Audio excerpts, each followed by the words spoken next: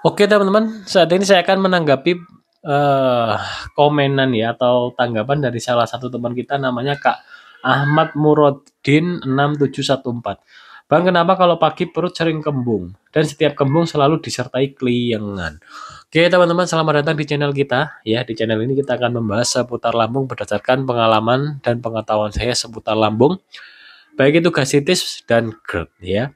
Oke, Kak Ahmad Murodin merasakan atau mengalami perut sering kembung di saat pagi, ya. Dan setiap kembung selalu disertai dengan keliengan. Oke, kita bahas dulu untuk penyebab dari kembung. Kembung, teman-teman ya, ini utamanya kembungnya setelah makan atau sebelum makan. Kalau kembungnya itu setelah makan, itu disebabkan oleh ya, atau mungkin sebelum makan, itu disebabkan oleh asam lambung kita ini ya, enzim pencernanya tidak aktif sehingga tidak bisa mengolah makanan dengan baik, sehingga dia itu diam di sini ya. Jadi ini asam lambung, makanan masuk kemudian kembung, itu dia tidak mencerna dengan baik. Atau bisa jadi kalau sebelum makan asam lambung ini produksi ya, asam lambung produksi ya, kemudian di situ itu produksinya itu ini katup kita terbuka ya, katup terbuka kita terbuka ya, sehingga dia menyebabkan seperti sesak atau kembung itu ya, biasanya dia meminta makanan juga bisa. Kalau saya dulu mengalami kembung itu disertai dengan sesak. Saya kurang tahu untuk kakak ini ya, ini mengalami kembung ini setelah makan atau sebelum makan gitu ya. Kalau dulu itu saya kembungnya setelah makan, itu karena makanan tidak bisa dicerna dengan baik sehingga saya bisa kembung itu seharian. Saya pernah kembung itu siang, sehingga saya tidak berani makan sampai pagi, sampai malam, kemudian saya makannya, besoknya itu. Karena saya takut kembung itu tidak bisa makan itu sepertinya udah mau naik, udah mau keluar gitu ya. Jadi udah sangat pegas sekali. Dan ternyata kembung itu karena pH asam lambung kita ini tidak ideal. Oleh karena itu kita bantu dengan menggunakan cuka apel untuk membantu keidealan dari asam lambung kita. Kemudian kenapa selalu disertai dengan keliengan? Nah, itu karena berhubungan, teman-teman. Keliengan itu ya, jadi respon dalam tubuh kita yang mengirimkan sinyal ya, atau ke tubuh kita ini bahwa kita ini kurang energi. Sehingga kita ini seperti orang keliengan itu kekurangan energi ya. Nah, itu karena penyerapan nutrisi di usus halus tidak maksimal. Karena ada hubungannya antara asam lambung dengan usus halus itu ada hubungannya. Dia saling keterkaitan. Empedu juga ada kaitannya.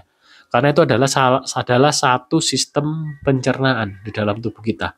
Jadi kalau kita perbaiki ya, di asam lambungnya ya, kita gunakan probiotik Kak, nanti di usus halus juga akan membaik. Bakteri baiknya dengan probiotik dari cuka apel ini akan membaik juga di usus halus. Sehingga nanti keluhan seputar kembung dan kelingan akan bisa teratasi. Namun itu perlu proses Kak, tidak bisa instan. Gitu ya. Jadi untuk Kakak Ahmad Muhrodin ya, coba bisa menggunakan cuka apel dengan syarat tidak ada perut perih dan panas. Kakak bisa menggunakan cuka apel diminumnya sebelum makan pagi dan sore. Gitu ya Kak Ahmad Muhrodin, dicoba dulu cuka apel. Kalau saya rekomendasi yang saya pakai ini ya, Detsaplis vinegar. Atau bisa juga dengan menggunakan cuka lemon juga bisa. Atau cuka nanas juga bisa. Gitu ya ke Ahmad Furodin. Kemudian pola makan juga harus dijaga ke Ahmad Furodin biar tidak kembung dan keliengan. Makanan jangan dulu makan makanan yang bertepung terigu. Jangan makan makanan yang digoreng-goreng, jangan dulu. Makan makanan yang direbus atau dikukus ya, telur rebus gitu ya, dada ayam, ikan air tawar gitu ya, teman-teman ya, itu dulu. Kemudian sayur-sayuran bening, silakan. Kemudian bisa juga konsumsi buahnya, kurma, kemudian alpukat, madu ya, harus pakai madu juga gitu Kak Ahmad. Gitu Kak ya, silakan dicoba untuk penggunaan cuka apelnya. Kalau tidak ada perut perih melilit, silakan untuk konsumsi cuka apel. Harus rutin Kak. Saya dulu itu konsumsi rutin cuka apel itu saya di 6 bulanan sehingga saya pulih.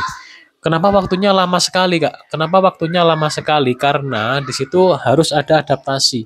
Adaptasi terhadap ini yang kita konsumsi ini, bakteri baiknya. Ini kita adaptasikan kepada tubuh kita gitu ya, sehingga harus rutin ya. Saya dulu kemana-mana bawa ini Kak, saya bepergian keluar kota gitu ya, yang nginep ya, saya selalu bawa ini dan saya bawa madu juga. Jadi ini tidak pernah terlepas istilahnya ya, probiotik ini, karena kita ingin sembuh, Kak. Ini, bukan perkara yang mudah, mohon maaf. Walaupun udah, yang pulih ini, cukup banyak ya, namun bagi saya ya, pemulihan ini adalah, terapi kepada pencernaan kita yang perlu adaptasi. Jadi, teman-teman kalau mau pulih ya, silakan ini, rutinkan untuk konsumsi cuka apel bagi yang tidak ada peradangan, gitu ya. Rutin, Kak, rutin. Ini saya dulu malah parah, Kak, saya dulu. Saya dulu itu sensasinya udah keliengan, kembung, kemudian jantung berdebar, lemes, kemudian udah tremor juga saya dulu, kemudian sinusitis juga, ya.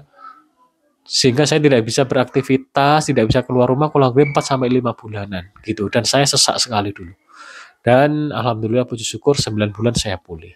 Gitu Kak ya, silakan komen lagi dan teman-teman semua ya, terima kasih sudah menyimak video ini sampai habis dan tetap semangat ya. Pasti kita bisa pulih ya. Yang udah bisa pulih silakan komen ya. Nanti biar bisa dibaca oleh teman-teman sehingga bisa menjadikan ini referensi ya untuk kepulihan dari GERD dan gastritisnya. Oke teman-teman sekian dari saya dan mohon maaf apabila ada salah kata. Wassalamualaikum warahmatullahi wabarakatuh. Salam sejahtera bagi kita semua.